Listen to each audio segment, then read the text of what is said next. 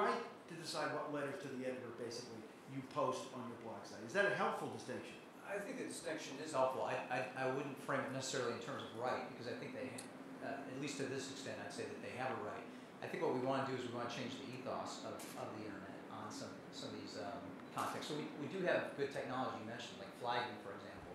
We also have, you can flag to people whether a space they're entering is moderated or unmoderated. So it's sort of enter at your own risk, right? If you enter into an unmoderated space, you know that you're going to get whatever you get. In the same way, we have parental controls that you mentioned. So there's ways that people can navigate themselves, and you can never be the internet nanny. You can't keep kids from getting to really bad stuff. It's very difficult to do that. You have to have parents that help you do that. Even though I'm a parent, I'm a father of 5, I still think that we can't have the government stand in place and making those decisions.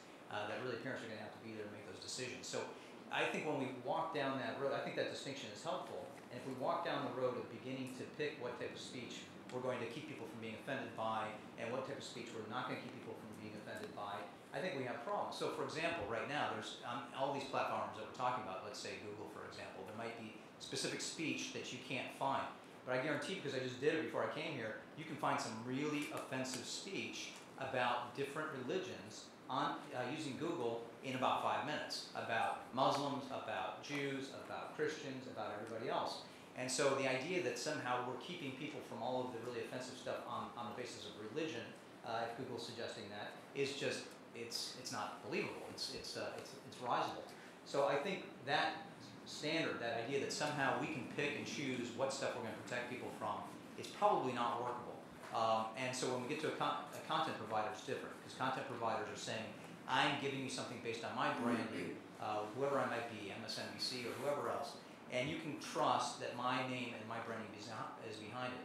And we need to change the ethos, I think, in the nation to recognize that if you're not dealing with somebody who's giving you trusted content, you're going to get what you get. You might have some indicators of what those things are, maybe through moderation or flagging or whatever else, but you are not guaranteed that you're not going to be offended. We need to protect children. We're going to do what we can to make that and do that in a reasonable way.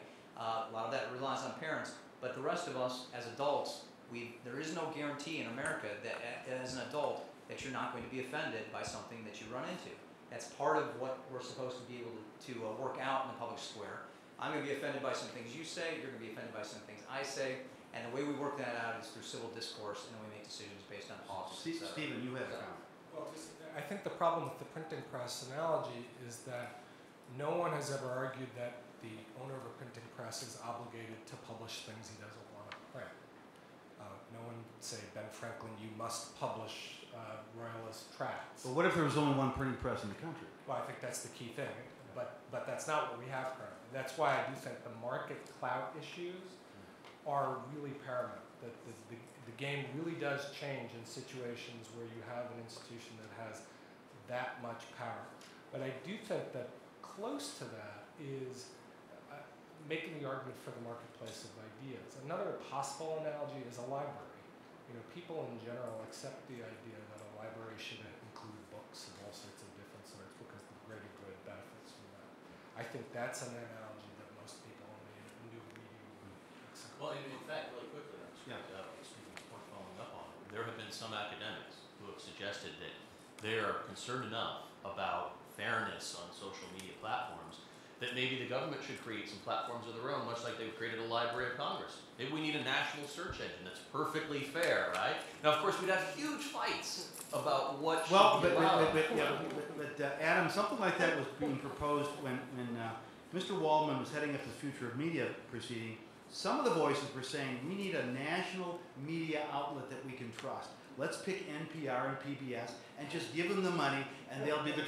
So that's a very controversial position. And it's not mine. I should make clear. It's one that many academics favor, though, because of the concern, a different kind of fairness concern than the one you're raising, but nonetheless a fairness concern. Again, just really briefly, the only thing I'd say in response is that the better alternative would be let's let more flowers bloom. Let's have more of a marketplace of ideas. Yeah, erring on the side of allowing more rather than less, I think, is a good principle. Yeah. But again, that only makes sense once we've created some ground rules and try to convince these new media companies to adopt these principles voluntarily. And we're looking for a paradigm that they can understand and that will meet their bottom line. And Craig, why did, I'm sorry to interrupt like this. Sorry. Why isn't it that Christians can't rise up and pull a Chick-fil-A on Facebook or Apple? I mean, I think if these platforms start to engage in the sort of parade of horribles that we've been thinking about, and they're mostly hypothetical horribles, right? If they actually were engaging in sort of mass censorship, are Christians going to tolerate that? I don't think so. Well, I think they're going to leave en masse and they're going to protest and make a pretty big stink. I think that's the way we respond in a marketplace of ideas, as opposed to saying, well, we need to have these policies in place. I think we bolt. We go with our feet. Colby, anything right or wrong about that? Well, I think the reason we suggest that you go to what the courts have done with in the First Amendment context is you recognize that they've already dealt with some pretty touchy issues. The RAV versus St. Paul, Minnesota case, for example, was based upon a speech by a KKK member who basically was at a diatribe about race. And there happened to be in the state of Wisconsin a statute about, biased, motivated criminal activity. But in fact, speech is not a crime. Even speech that's hateful is not a crime. Now, hate crimes are, so I can add on to the motivation of a crime that's actually committed, something extra when it's motivated by that kind of an animus. But speech in and of itself is not a crime. And so you got to draw a distinction between hate speech, as reviling as it may be and as offensive as it may be, okay. Hate crimes, on the other hand, no go. And if you do it, you can get penalized even more than you would normally for just an average crime. And that's why I think that if you look at what the courts have done, it's probably much more insightful for these companies to do that. And they always have the shield of being able to say, along the context of the transparency Steve recommended, is that, we're not breaking new ground here. This has already been articulated by courts in the context of how government must behave. And so when you reach a certain guerrilla status within the marketplace, we suggest, I think it's appropriate to suggest, that you ought to go ahead and use the markers that have already been put down for you, which is why we think the First Amendment and the way the courts have dealt with it is pretty good. Now, that doesn't trench upon the private property rights of the corporations and the like, because it is voluntary. We're just suggesting it's a way in which you get out of the quagmire jungle of every time I'm ticked off about something, I come down and rain on your parade, and the next thing you know, you react and you pull it back, and there's no more Manhattan Declaration app on Apple. And it's like, so why? And then you get the pushback from 10 times as many people who say, bring it back, bring it back. But by then, the corporation's saying, I don't want the controversy. Can we just stop talking about this, please? I'm trying to make Brian, a little money here. I was going to ask, again, going back to Adam's point. Yeah, but all Christians have to do is just bolt from stop buying Apple products and so forth. But isn't there a risk of incrementalism? In other words, things don't happen that quickly. It's the frog, the slow heating pan with the frog in terms of the American public. And if we allow, and this is a leading question, obviously, but if we allow a certain level of censorship because it's minimal now, at what point does it become substantial? And unfortunately, at what point does it become unstoppable because a handful of companies have created platforms and we suddenly find ourselves outside the city gates? Yeah, and I think I need to reiterate, too, everything I'm saying. It talks about voluntary standards, so I agree with Colby. I'm all talking about a voluntary First Amendment-like standard for these platforms. Not anything that's imposed by regulation. But I do think if you have Google, Bing, and Yahoo, who take about, I don't remember what the number is, I'm sure the gentlemen here probably know the actual market share between those three platforms.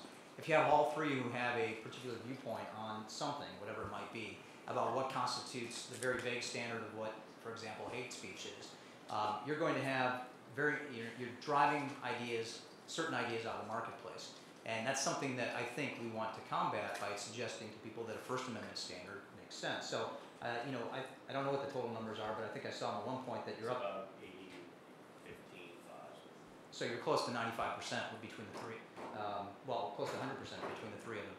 So in that context, I think it behooves us to do before other ideas, whatever they might be, Muslim ideas or whatever else before we have someone begin to drive other ideas out of the marketplace that we're not confident with. These are bad precedents. It's a bad precedent from an American standpoint to begin to say that we can basically censor certain information.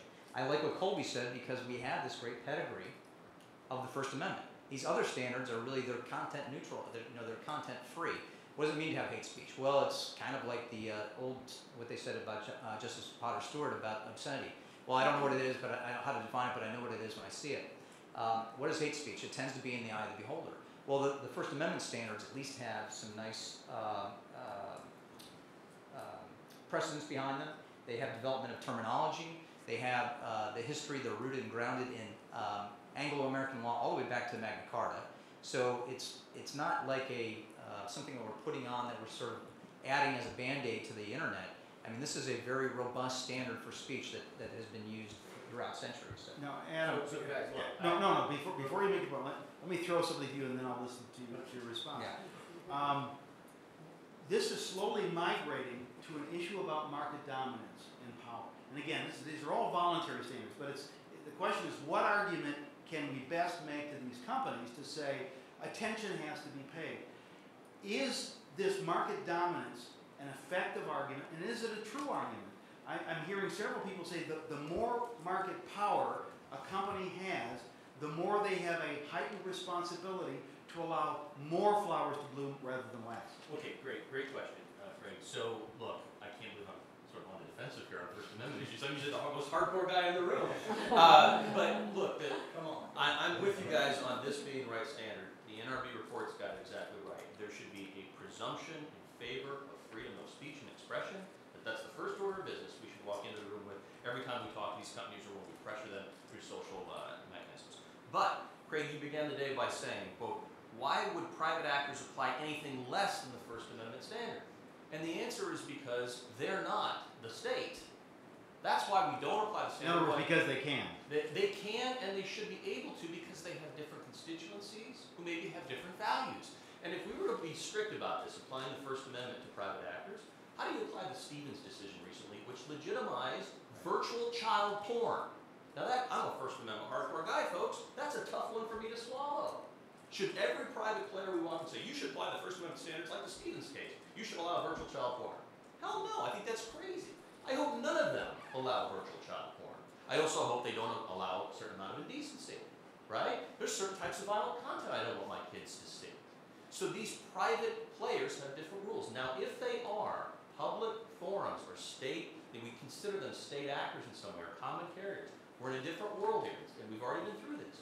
There needs to be a very careful process of determination, because when we operate there, you're saying the state's going to come in and change the First Amendment rules and force them to abide by different rules, and then you're back to fairness doctrine, a mandatory right of reply, and all that.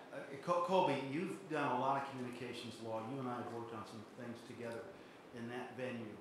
Now, the more market dominance these companies possess and gain, don't they start looking like, as we've talked about the term, social utilities? And isn't it going to be awful inviting for Capitol Hill to say, if you can't clean up your house, we'll do it for you? Well, sure. In fact, Steve can probably talk about this better than anybody, being someone on the inside of the FCC, but their net neutrality back and forth, how do we get to this? Do we regulate them under, the common carrier side of the ledger, and reverse the previous decision they've made within the agency that described the way in which certain interconnections of computers were not actually a common carrier, or do we regulate them as more on the broadcast side of things, which is subject to a much lesser standard, based apparently on the idea of ubiquity and finiteness of the magnetic spectrum and the like. So it really does matter where you're coming from and how Congress would determine you, because by fiat, Congress could say, henceforth every ISP provider is to be regulated as a common carrier. Okay, so that would change the play, and then how do you maintain your ISP status? Because if you begin to provide search engine optimization, if you provide yellow page type services, if you do other things, are those now like editorial services, in which case you're not just providing an internet service connection process for the whole matter? And is that aspect of my business, as opposed to other aspects of it, subject to regulation and the like? And I think if enough controversy stays up and Congress thinks that, this isn't being addressed in some way, they can certainly fill that gap. Nature hates the vacuum, and Congress can't stand not sticking its face in things that it can. And so, it's a very hot topic, but absolutely Congress can step in anytime, it can make its choice. And I'd love to hear what Steve's got to say about how they deal with it. Final thoughts before we go to a Q&A from the audience.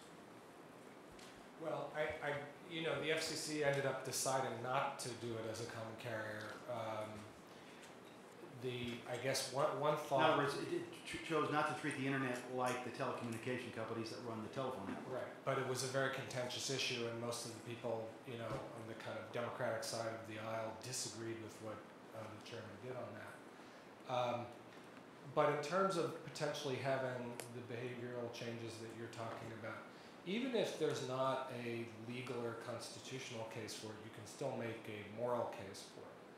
That if you are, let's take your ISP and you have 80% of the people in your community go through your ISP, even if you're not getting to the point of establishing as a legal matter that, okay, now they're a utility, they should be regulated, there's still a strong moral argument to make to them. It's like, come on, you are the pipes to the internet. You are the way that the people in this community get their information. You have a moral obligation to allow for the marketplace of ideas. I don't know that that's going to be persuasive, but I do think that that's, even in situations where you can't quite get to the point of regulating it, the fact that there's market power, I think, ought to make them more sensitive.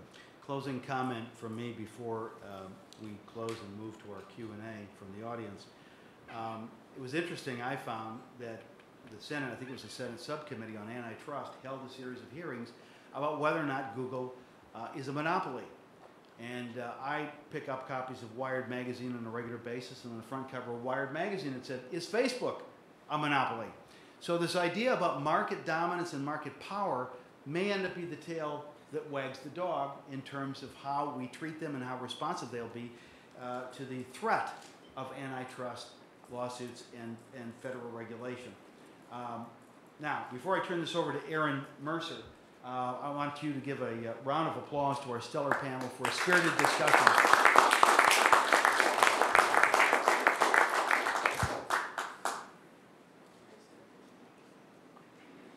Thank you very much. We're going to have a period of Q&A here.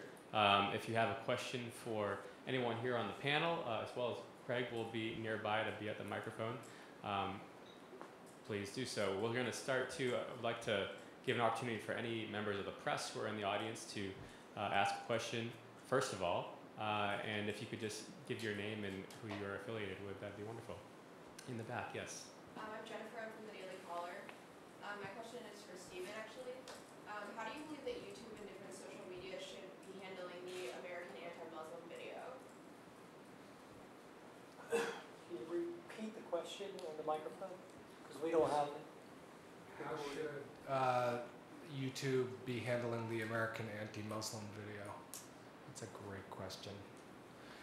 I'm just gonna punt on that because it's the first I've thought of that, and I really want to give some thought to it.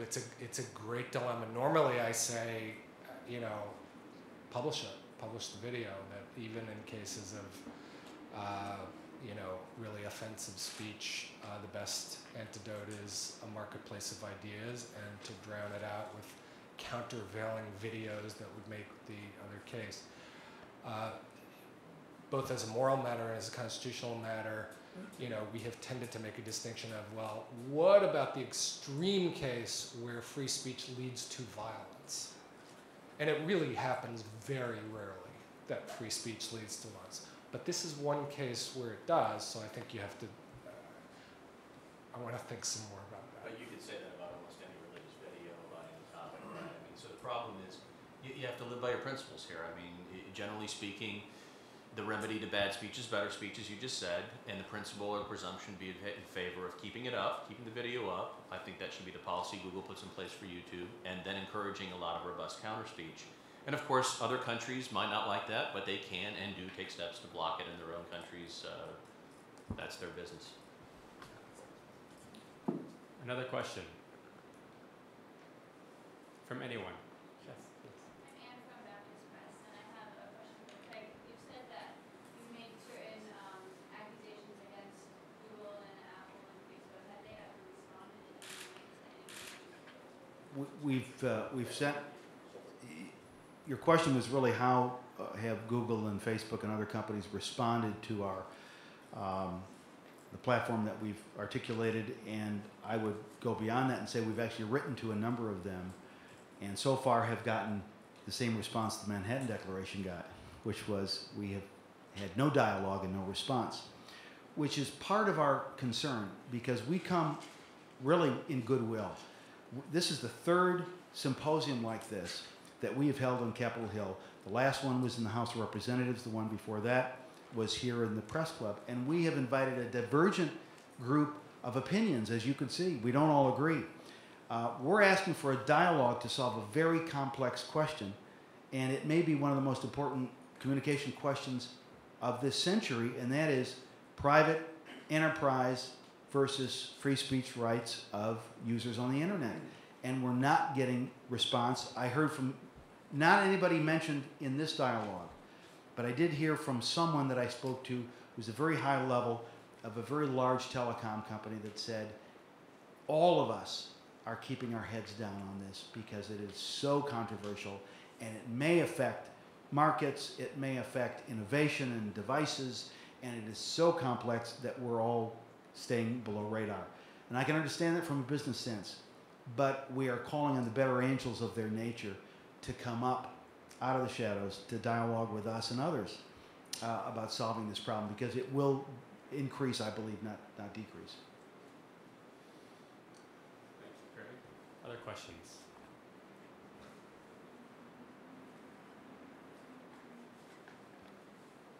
Well, great. Well, thank you very much for being part of the event today.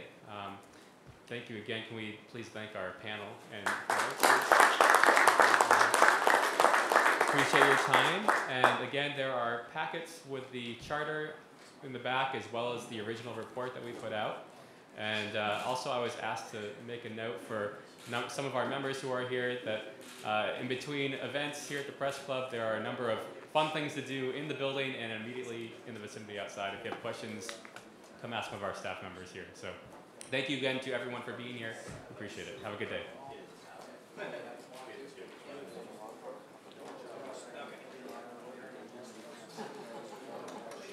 Welcome.